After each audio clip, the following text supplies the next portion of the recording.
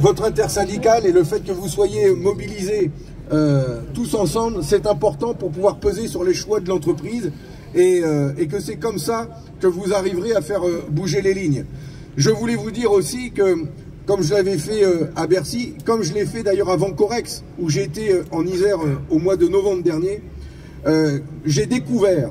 à travers cette visite que j'ai faite à Vancorex sur place, j'ai découvert combien la filière chimie était totalement dépendante d'une entreprise aussi importante que celle-là, où il y a 450 emplois, mais derrière, par la fermeture de ce site, pourrait mettre en péril près de 5000 emplois en France, mais aussi menacer des filières industrielles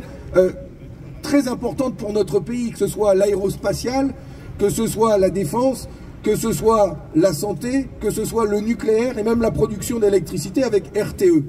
Et donc, on a besoin de ces entreprises, de vos savoir-faire, de vos compétences, des machines qui sont ici en France. On en a besoin pour notre souveraineté économique. C'est donc pas seulement des chiffres, c'est pas seulement un problème économique, c'est un problème politique. C'est une question de choix que nous devons faire en France pour pouvoir assurer notre indépendance économique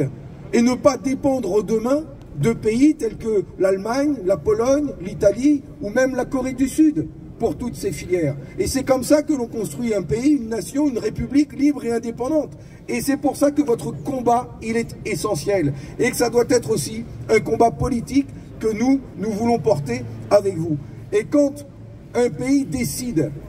que telle filière est stratégique, est essentielle, que telle usine est indispensable, le moyen d'agir, le moyen d'intervenir, c'est effectivement la nationalisation, c'est-à-dire de s'approprier